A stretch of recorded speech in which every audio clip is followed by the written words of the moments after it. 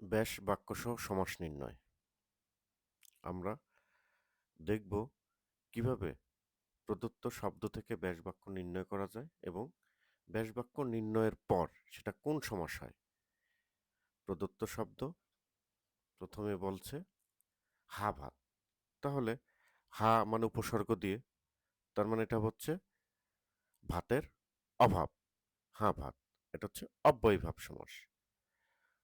এরপরে উপজেলা, তাহলে জেলার ক্ষুদ্র উপজেলা, এটাও অব্যয়ীভাব সমাস।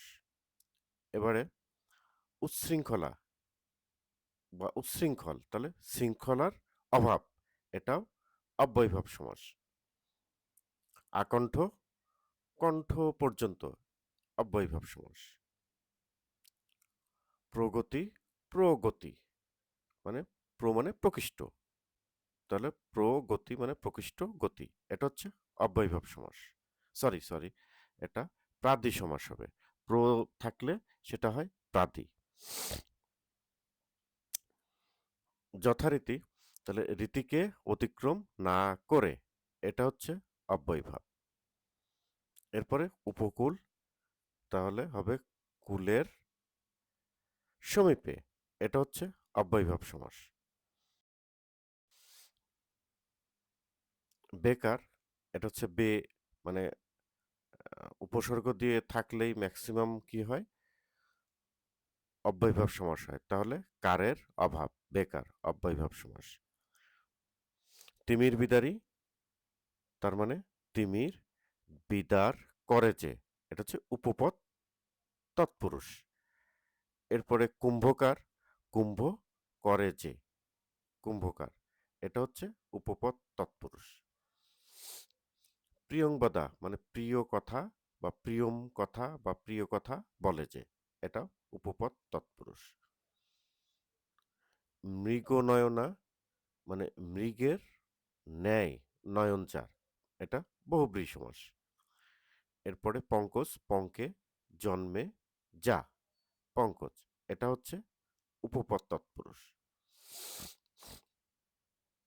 সহৃদয়, সমানে সুন্দর বা সঙ্গে, এখানে সমানে সঙ্গে বা সাথে, তাহলে হৃদয়ের সঙ্গে বর্তমান, এটা হচ্ছে বহুব্রীহি সমাস।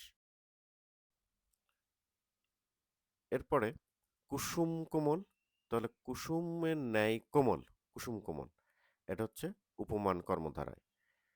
বললাম জ্যোৎস্না রাত, তাহলে জ্যোৎস্না শোভিত রাত, জ্যোৎস্না রাত, এটা হচ্ছে মধ্যপতলোপী কর্মধারায়। এরপরে বললাম ফুলকুমারী, তাহলে কুমারী ফুলের ন্যায়, এটা হচ্ছে উপমিত কর্মধারায়।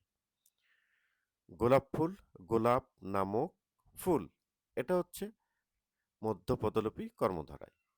এরপরে জীবন প্রদীপ, জীবন রূপ প্রদীপ, রূপ মানে রূপক, রূপক কর্মধারায়। যৌবন সূর্য, তাহলে যৌবন রূপ সূর্য, যৌবন সূর্য, এটা হচ্ছে রূপক কর্মধারায়।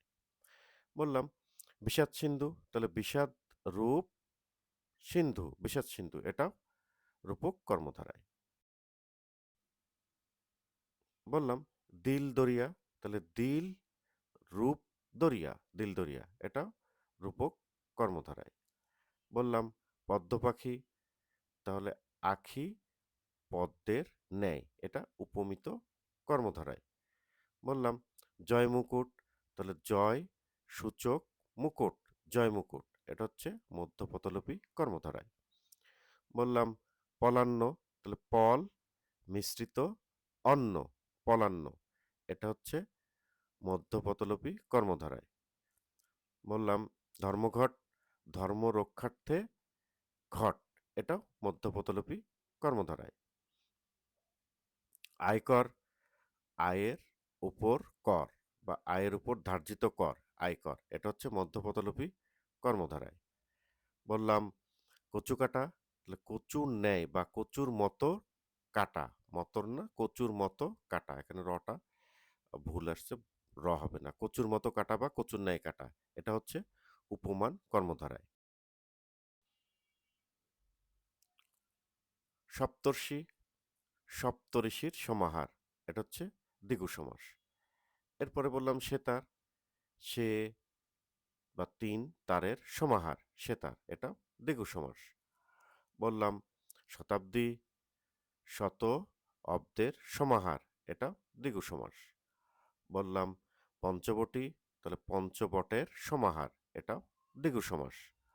বললাম যুগান্তর, তাহলে অন্য যুগ, অন্য থাকলে নিত্য, নিত্য সমাস। আমি বললাম অতিমাত্র, তাহলে অতি মানে অতিক্রান্ত, মাত্র অতিমাত্র, এটা প্রাদি সমাস। এরপরে বললাম দশানন, তাহলে ১০ আনন ৪, এটা বহুব্রী সমাস। আবার বললাম লাঠালাঠি, তাহলে লাঠিতে লাঠিতে যে সংঘর্ষ, এটা ব্যতিহার বহুব্রী।